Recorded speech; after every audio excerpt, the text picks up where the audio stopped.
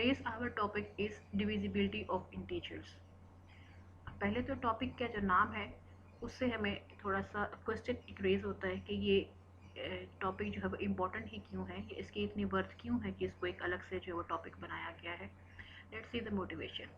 For example, अगर हमारे पास दो रैशनल नंबर्स हैं और हम उनका फ्रैक्शन कंप्यूट करें, सो answer is always a rational number. लेकिन क्या ये क्वेश्चन जो है वो इंटीजर्स के लिए करेक्ट है या नहीं. अगर हमारे पास दो इंटीजर्स हैं और हम उनका फ्रैक्शन कंप्यूट करें, क्या हमें हर दफ़ा इंटीजर हासिल होता है. Let's see the example. 9 by 2 is equal to 4.5, which is not an integer. 8 by 2 is an integer is equal to 4.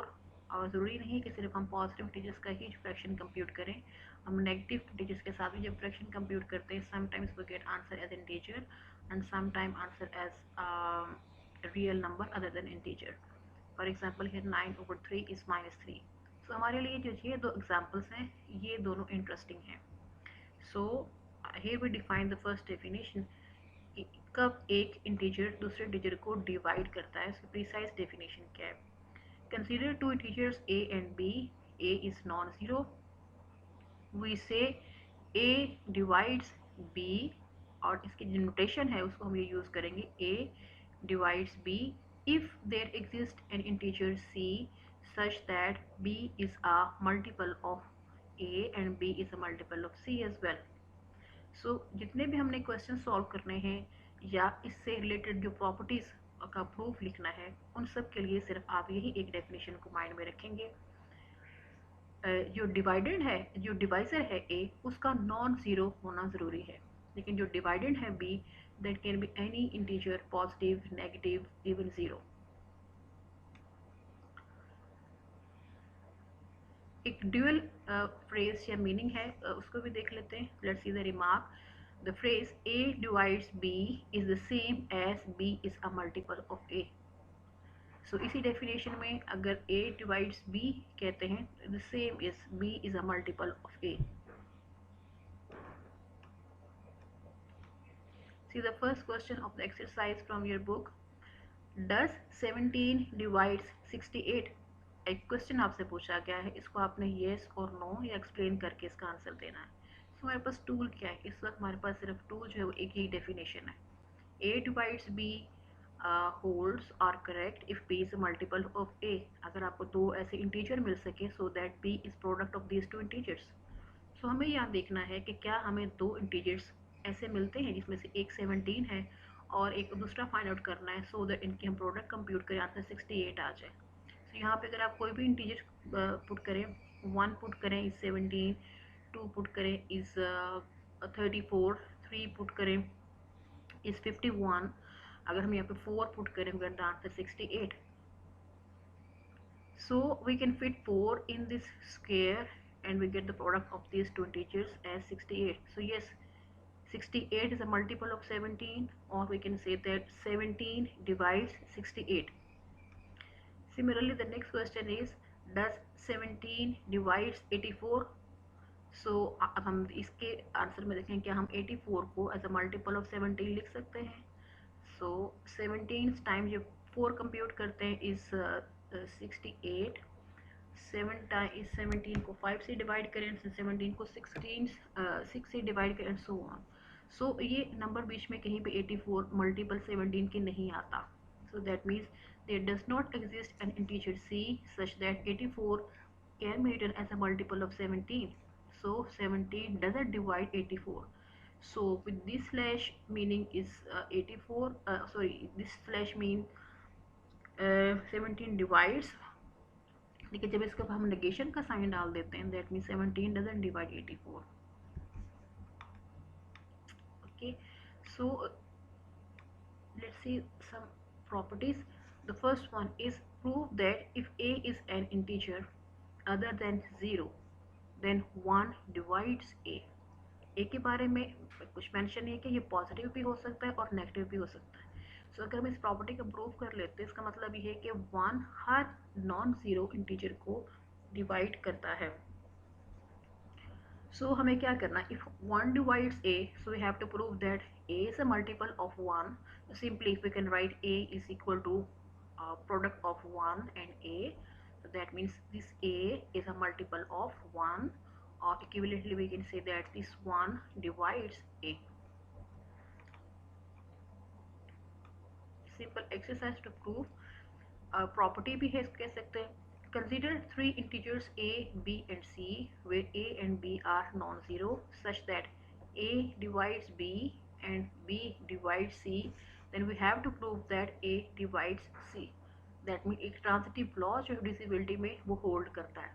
सो जब भी आपके पास कुछ स्टेटमेंट्स आए जिसमें प्रूफ करना हो, so what we have to do, जितने भी इंग्रेडिएंट्स आपको गिवन है आप वो सारे कलेक्ट करें, और जिस किसी एक रिजल्ट पे आपको पहुंचना है आप वो कलेक्ट करें, और उन दोनों जो आपके पास पार्ट्स आगे हैं उनके दरमियान आपने अपने आइडियाज से एक सीक्वेंस ऑफ लॉजिक का या रीजंस का डेवलप करना है, सो दैट आपको जो प्रूव करना है आप वहाँ तक पहुँच सकें. फॉर एग्जाम्पल इस स्टेटमेंट में मुझे गिवन था a डिवाइड्स b, सो इसका मीनिंग है there exist an integer d such that b is a multiple of a, so b is equal to ad.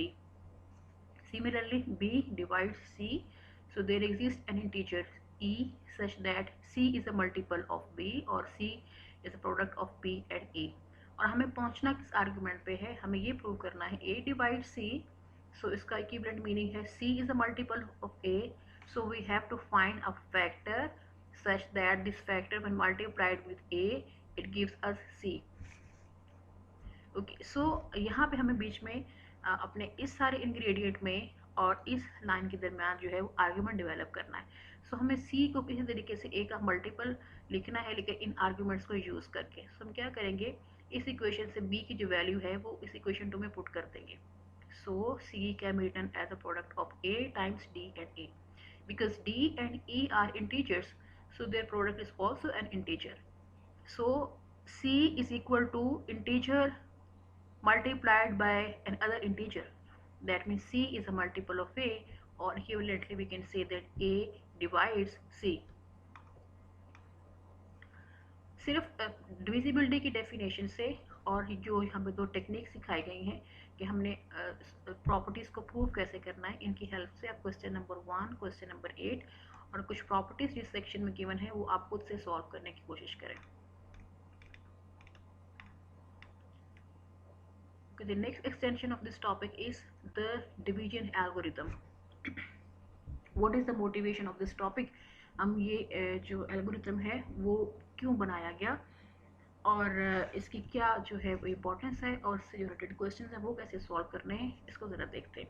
Elementary school mathematics में हमारे पास सिंपल से question होते थे that perform this division 14 divided by 3. ठीक, तो हम इसको जो है इस तरीके से वो सॉल्व कर लेते थे. यहाँ पे हम क्वेश्चन कंप्यूट करते थे, यहाँ पे हम जो नंबर है उसको रिमाइंडर लिखते थे.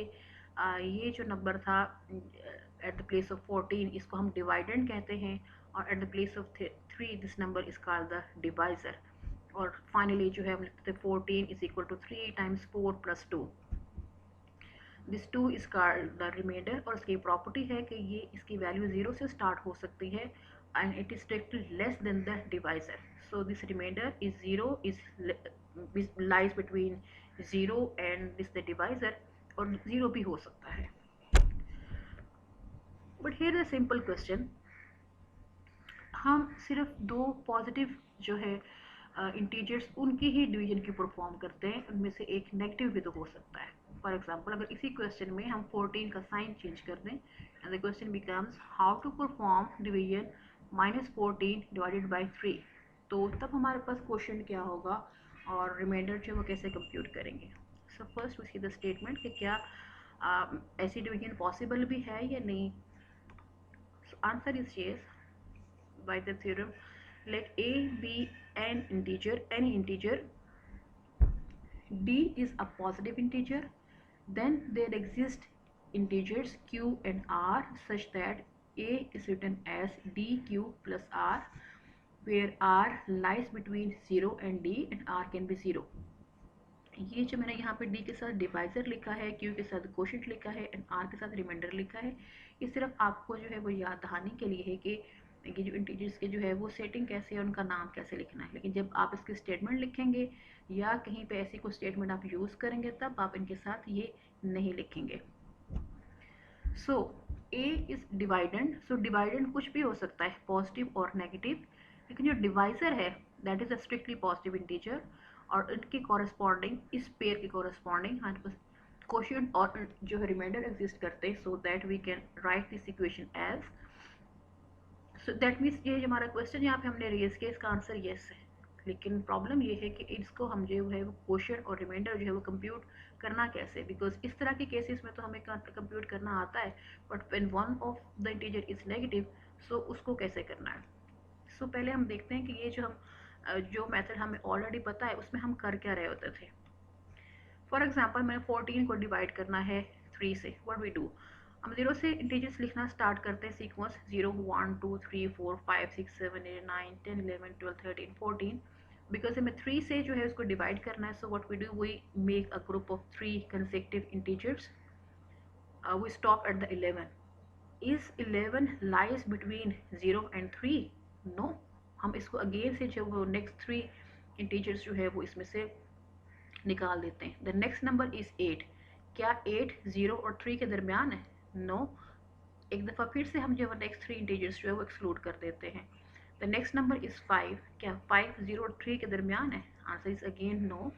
सो अगेन जो है वो यहाँ पे 3 जो है वो नंबर्स में से एक्सक्लूड कर देते हैं। So the next number is 2। Is 2 between 0 and 3? Yes, so this 2 is our remainder. And count these sets 1, 2, 3, 4. So quotient is 4 and remainder is 2, and we can write 14 as 3 times 4 plus 2. Divisor, quotient, remainder. Okay जब हमने -14 को 3 से divide करना है तो हम क्या करेंगे, हम -14 से सीक्वेंस लिखना स्टार्ट करेंगे ऑन द रियल लाइन और on the integer line, and right the numbers 0 1 2 3 4। Okay so हम यहाँ से 3 नंबर्स जो है जो डिवाइजर नंबर है उतने number of integer consecutive integer से हम यहाँ से एक्सक्लूड करेंगे। The next number is -11। सो -11 तो रिमाइंडर की प्रॉपर्टी सेटिस्फाई नहीं करा, बिकॉज जो रिमाइंडर है वो बिटवीन 0 एंड द डिवाइजर होना चाहिए। Okay, we exclude next 3 numbers. Next is -8, not good. We exclude 3 numbers. We exclude 3 numbers. We exclude 3 numbers. The very first